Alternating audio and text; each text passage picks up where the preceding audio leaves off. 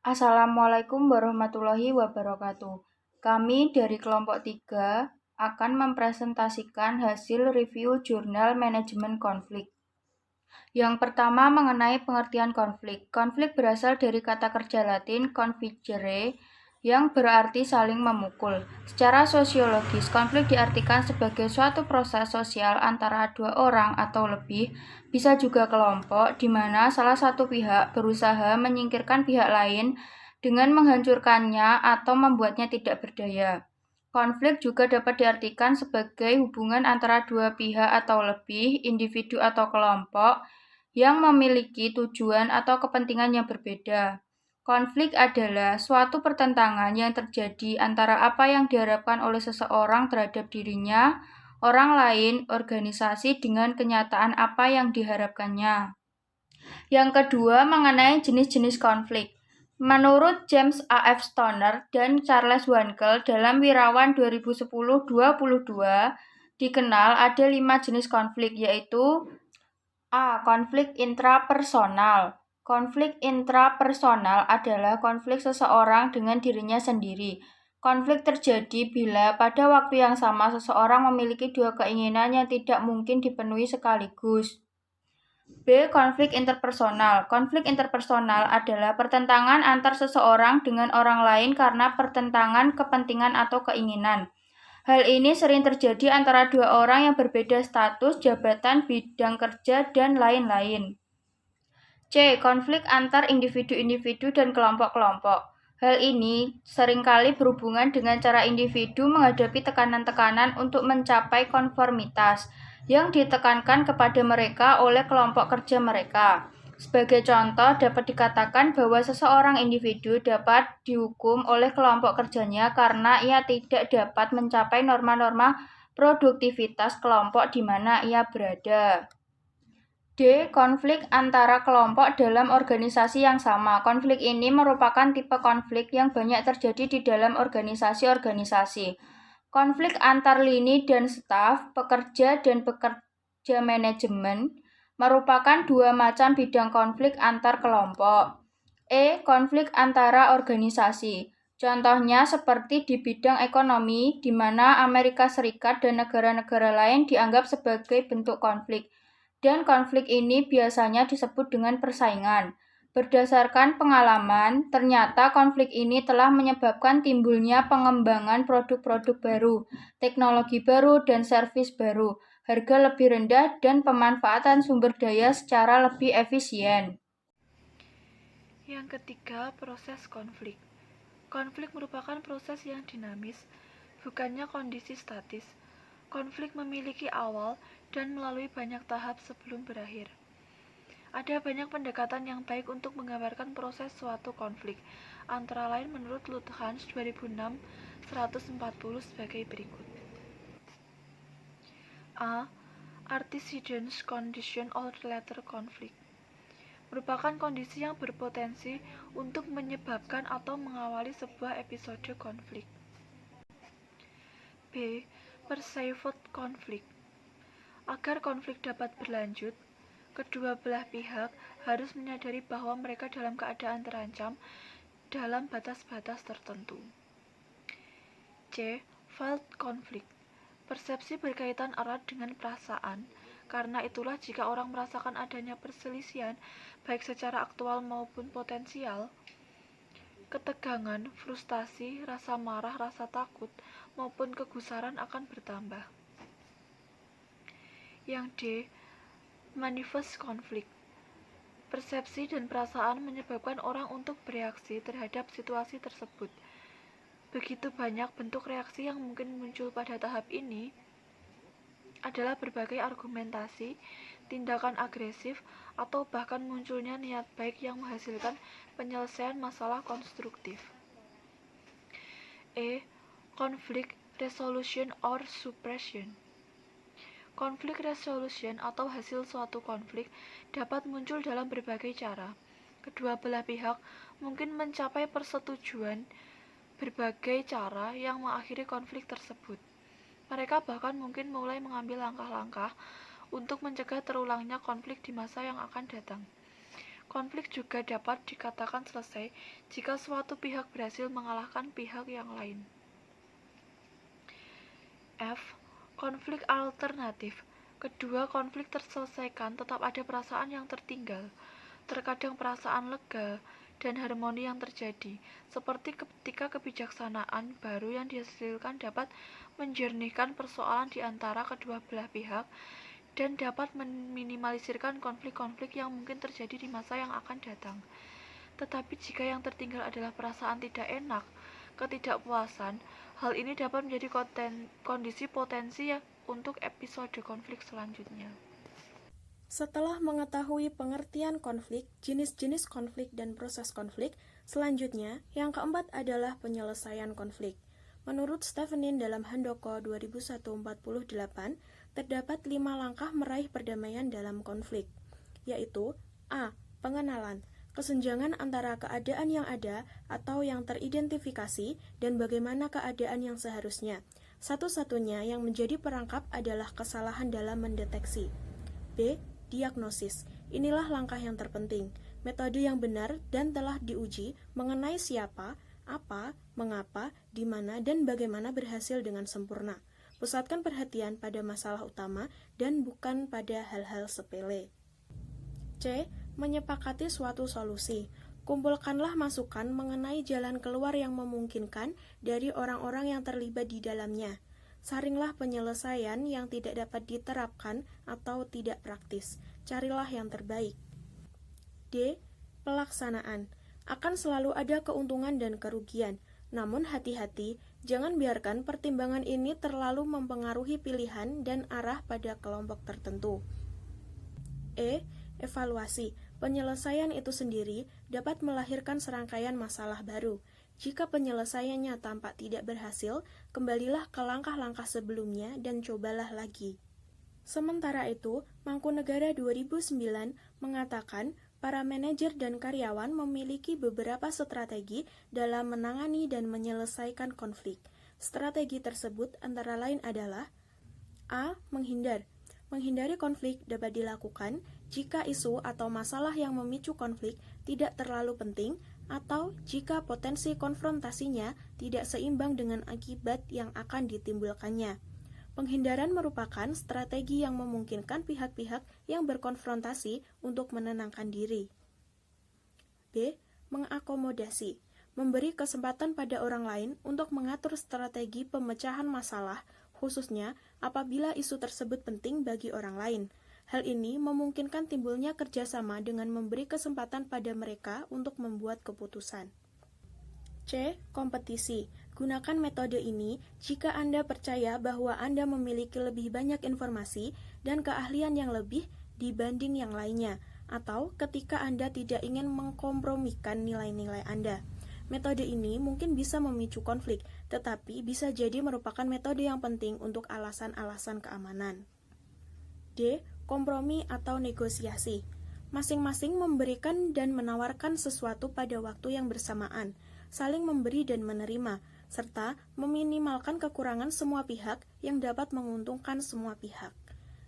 Yang terakhir, E. Memecahkan masalah atau kolaborasi. Pemecahan sama-sama menang di mana individu yang terlibat mempunyai tujuan kerja yang sama. Perlu adanya satu komitmen dari semua pihak yang terlibat untuk saling mendukung dan saling memperhatikan satu sama lainnya. Assalamualaikum warahmatullahi wabarakatuh. Nama saya Rizka Dewi Ramadhania. Di sini saya akan menjelaskan tentang penyelesaian konflik antar kelompok dengan pendekatan mahfuzat. Konflik di berbagai daerah sungguh sangat rentan terjadi. Bahkan hal ini sudah terjadi hampir di berbagai tempat, sebagaimana diungkapkan Denny J.A. dalam bukunya Indonesia Tanpa Diskriminasi. Paling tidak telah terjadi minimal 5 kasus konflik terburuk di bumi Nusantara ini. Berbagai kasus dan modus selalu bermunculan. Memang harus diakui Indonesia telah ditakdirkan berada pada negeri yang terdiri dari berbagai pulau. Ini tentu memiliki corak pemikiran, adat, budaya, agama, dan kepercayaan yang beraneka ragam, sehingga untuk menyatukan keanekaragaman itu Indonesia harus membuat visi misinya sendiri yang dibalut dengan istilah Negara Kesatuan Republik Indonesia. Untuk kajian literatur, konflik keagamaan, Ahmad Asroni dalam penelitiannya berjudul Islam Puritan vs. Tradisi Lokal Meneropong, Model Resolusi Konflik Majelis Tafsir Al-Quran, dan Nahdlatul Ulama di Kabupaten Purworejo menyimpulkan bahwa terjadinya konflik antara pengikut MTA dan NU adalah didasarkan pada teologi MTA yang bisa disebut sebagai teologi konflik. Akibatnya banyak konflik yang melibatkan warga MTA dengan NU di beberapa daerah tak terkecuali di Kabupaten Purworejo sendiri. Secara umum, konflik teologi antara warga MTA dan NU di Purworejo dan juga di daerah-daerah lain dilatar belakangi oleh perbedaan teologis atau khilafiyah. Menyangkut praktek keagamaan, konflik semacam ini sesungguhnya kerap terjadi di Indonesia, terutama di daerah-daerah berbasis Islam tradisional NU yang sangat kuat di daerahnya. Assalamualaikum.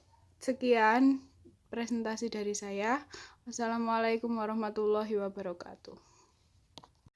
Setelah mengetahui materi sebelumnya, saya akan melanjutkan materi selanjutnya, yaitu tentang konflik, metode penelitian, dan hasil pembahasan. Konflik dan diskriminasi. Konflik bagian dari diskriminasi. Jika kita amati dan pahami secara mendalam, mempunyai makna filosofi yang sangat kuat. Makna akan gejolak dan pemberontakan seseorang terhadap sikap dan watak diskriminasi. Diskriminasi yang sangat jahat sejahat perilaku kriminalitas. Karena diskriminasi dan kriminalitas merupakan makhluk yang senyawa, penuh dengan kedustaan. Kedustaan yang berakibat pada pengkhianatan terhadap kepercayaan serta pengkhianatan terhadap diri sendiri. Sungguh diskriminasi itu sangat dusta, apalagi di Indonesia, di mana negeri yang telah dideklarasikan dengan semboyan dan dasar Pancasila Sakti, berketuhanan yang Maha Esa, beraneka ragam suku, bangsa, dan bahasa, berbagai corak macam budaya dan agama. Sungguh sangat disayangkan jika sikap diskriminasi ini selalu dipelihara dan terus terjadi. Meskipun harus kita akui, untuk menghilangkan virus diskriminasi ini tidaklah mudah. Tidak semudah membalikkan telapak tangan. Justru akan menjadi masalah baru jika tidak tepat dalam penanganannya. Memang Indonesia sangat rentan terjadi isu-isu diskriminasi. Hal ini bahkan sudah terjadi di berbagai tempat. Sebagaimana diungkapkan Denny J.A. dalam bukunya Indonesia Tanpa Diskriminasi, bahwa paling tidak telah terjadi minimal 5 kasus diskriminasi terburuk di bumi Nusantara ini. Untuk itu, diperlukan sikap demokratis, saling menghormati, saling menghargai, dan toleransi yang tinggi untuk mewujudkan Indonesia tanpa diskriminasi. Karena saya yakin semua orang ingin merdeka, ingin bebas, ingin terbang tinggi bagaikan burung di angkasa. Tanpa adanya penindasan dan diskriminasi, semua orang ingin diperlakukan seadil-adilnya, sebagaimana hak dan kewajibannya. Sesuai dengan kodrat dan alamnya tanpa ada intimidasi, diskriminasi, bahkan kriminalitas. Untuk menjawab fenomena maraknya hal tersebut di atas, maka penelitian ini sangat layak untuk dilakukan. Bahkan hampir bisa dipastikan setiap tahunnya muncul isi-isi buku syarat dengan menyimpang, penyelewengan, dan ajaran yang tidak patut. Untuk itu, perlu dicari motif dan solusi bijak meredam fenomena kontroversi ini. Mahfudzat dan petuah Mahfudzat yang merupakan kata-kata mutiara Arab, ditengarai menyimpan banyak hikmah dan petuah yang layak dijadikan solusi berbagai permasalahan kehidupan, termasuk di dalamnya masalah konflik, diskriminasi, kontroversi, dan penyimpangan lainnya. Selanjutnya materi metode penelitian. Jenis penelitian yang digunakan dalam penulisan ini adalah qualitative research. Dikatakan kualitatif karena studi ini lebih menekankan pada pendeskripsian data dan dokumen-dokumen penelitian, terutama data-data tentang fenomena konflik yang ada dan keberadaan teks-teks mahfudzat yang berkaitan dengan tema konflik dan perdamaian. Sebagaimana diungkapkan Botgan dan Bigland, bahwa penelitian kualitatif memiliki 5 karakteristik khusus, yaitu naturalistik, deskriptif, perhatian pada proses, induktif, dan perhatian pada makna. Teknis analisis datanya menggunakan konten analisis atau analisis isi, yaitu menganalisis data sesuai dengan kandungan isinya.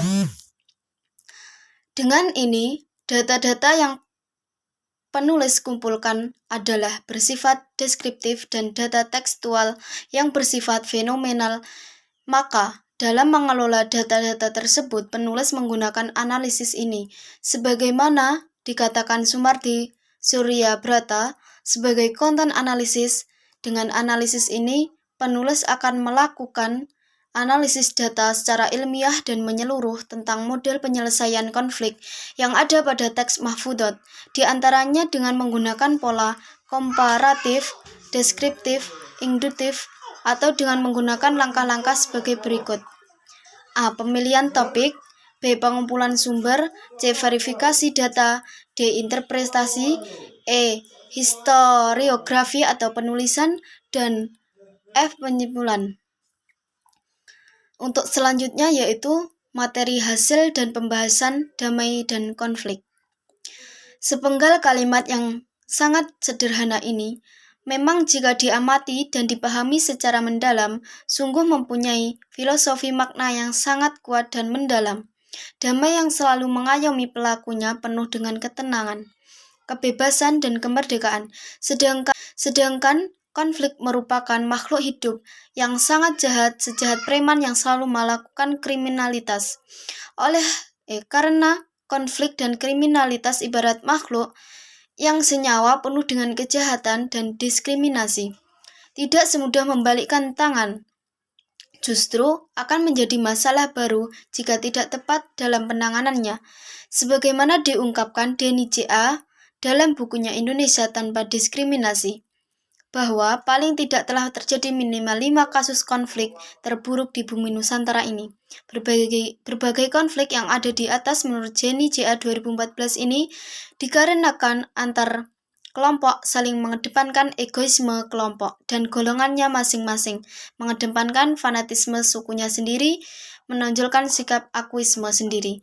Bahkan mereka berani mengklaim ajaran agamanya lah yang paling benar dan menganggap lainnya menyimpang. Sebagaimana disebutkan dalam riset Wahid Institute, bahwa pelanggaran kebebasan beragama atau berkeyakinan merujuk pada tindakan penghilangan, pembatasan, atau pengurangan hak dan kebebasan dasar setiap orang untuk berpikir, berkeyakinan, dan beragama yang dilakukan oleh negara. Sementara tindakan intoleransi adalah sikap dan tindakan yang tidak menghargai hak fundamental pemeluk agama. Review jurnal, model penyelesaian konflik antar kelompok dengan pendekatan mahfudzat dan solusi damai. Poin A, sinergitas dan partisipatif. Faktor paling dominan yang memunculkan konflik, diskriminasi, dan kesenjangan adalah kurangnya partisipasi masyarakat ke dalam lembaga atau program utama di masyarakat itu sendiri. Parsudi Suparlan mengungkapkan bahwa kurang efektifnya partisipasi dan integrasi seseorang ke dalam lembaga-lembaga utama masyarakat merupakan salah satu faktor dan ciri terpenting dari kebudayaan kesenjangan, kemiskinan, dan konflik. Partisipasi masyarakat yang diperlukan karena perannya memberikan kontribusi nyata pada upaya pemanfaatan terbaik dari sumber daya alam dan sumber daya manusia. Partisipasi masyarakat memungkinkan pengambilan keputusan berdasar pada kebutuhan, prioritas, dan kemampuan masyarakat itu sendiri. kontribusi di masyarakat akan menimbulkan persatuan dan kerjasama guna membangun bangsa lebih baik lagi. Nana Rukmana menyatakan pentingnya peran masyarakat. Hal itu mempunyai dua alasan, yaitu: satu, alasan yang mengacu pada masyarakat. Masyarakat berhak untuk ikut terlibat dalam hal-hal yang menyangkut kehidupan mereka, berhak terlibat dalam keputusan-keputusan dan keberadaan mereka sehari-hari dan masa depan mereka. Dua, alasan yang berkaitan dengan efektivitas dan efisiensi. Jika masyarakat benar-benar diberi kesempatan dan haknya untuk terlibat secara aktif dalam membangun mental dan daerah, maka pembangunan dan persatuan berlangsung lebih efektif dan efisien. Setelah partisipasi, masyarakat dilibatkan. Selanjutnya, konkretisasi. Konkretisasi sangat diperlukan karena melalui satu proses politik, rakyat di suatu daerah akan menyatakan kehendaknya, dan kehendak inilah yang akan dijabarkan secara teknis oleh lembaga di daerah ke dalam bentuk rencana strategis, yaitu berisi visi dan misi, strategi, tujuan, dan sasaran-sasaran konkret daerah pada waktu tertentu.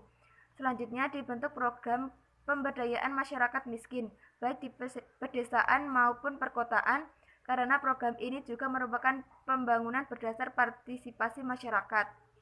Sedang konkretisasi dari program ini bisa berbentuk: satu, diadakan pengembangan SDM seperti melatih keterampilan; dua, penguatan lembaga pengelola program; tiga, pengembangan UKM; tiga, perbaikan rumah dan prasarana lingkungan. Poin B, kolektivitas atau berjamaah. Jika sebuah negara mengkonkretkan kolektivitas dan sinergitas yang ada, maka akan tercapai kesejahteraan. Seperti: satu, ilmu para cendekiawan yang memberikan pencerahan; sikap adil penguasa di dalam memimpin negara; tiga, kejujuran para penguasa di dalam berbisnis; empat, kekhusyuan atau konsentrasi ahli ibadah dalam mendoakan negerinya; tiga, loyalitas dan profesionalitas masyarakat. Pemerintah harus bekerja sama dengan berbagai stakeholder, baik dengan masyarakat umum, cendekiawan, bahkan dengan polisi atau militer sekalipun. Masyarakat Islam Indonesia pastinya sudah tidak asing dengan kalimat bersatu adalah rahmat, sedangkan berpisah adalah siksaan dan tersiksa. Dalam kalimat populer lain juga disebutkan bersatu kita teguh, bercerai kita runtuh. Gambaran tentang harapan dan gagasan damai harmoni memang harus ditempuh dengan jalan yang benar, sebagaimana diungkapkan dalam mahfuzat atau kata-kata bijak, mansaro ala darbi wasola, yang artinya siapa yang berjalan di atas jalurnya pasti akan sampai. Sebuah gagasan dan harapan harus dijalankan dengan kesungguhan tingkat tinggi dan totalitas, karena tanpa adanya hal tersebut, gagasan saja tidak cukup untuk mencapai tujuan. Suatu kelompok, baik ormas, suku, bangsa, aktivis, grup, dan lainnya, tidak akan mencapai sebuah tujuan yang diharapkan tanpa adanya konkretisasi dari kolektivitas dan sinergitas antara komponen-komponen yang ada. Hal ini sebagaimana dalam kaidah di Islam disebutkan dengan istilah jamaah atau berjamaah. Al-jama'atu nikmatun wal furqatu azabun. Artinya berjamaah itu indah dan bercerai itu tersiksa. Dapat disimpulkan bahwa diperlukan korelasi antara kesungguhan niat, kolektivitas, sinergitas, dan kejujuran dalam melakukan sesuatu. Karena budaya kerjasama akan membuat hal mustahil menjadi sangat mungkin, hal sulit menjadi sangat mudah, dan berat menjadi ringan, hal yang tidak mungkin menjadi mungkin. Selanjutnya, C. Perbaikan mental dan karakter. Untuk memperbaiki mental dan karakter seseorang, diperlukan pembinaan dan pengajaran khusus lewat pendidikan. Hal ini dikarenakan menyangkut kelangsungan hidup manusia itu sendiri dan kebaikan untuk alam semesta. Untuk mewujudkannya, maka diperlukan pendidikan karakter, karena pendidikan karakter atau akhlak adalah jiwa dari pendidikan Islam. Dan Islam pun telah menyimpulkan bahwa pendidikan budi pekerti dan akhlak adalah jiwa pendidikan Islam.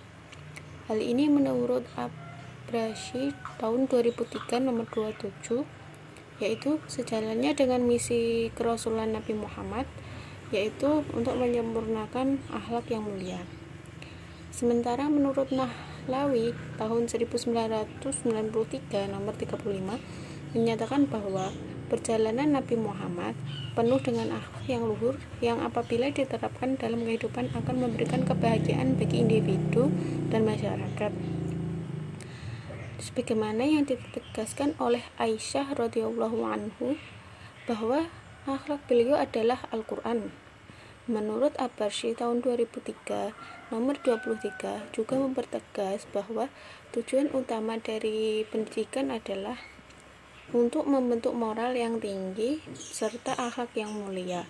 Karena itu para ulama dan para sarjana muslim dengan sepenuh hati dan perhatiannya berusaha menanamkan akhlak yang mulia.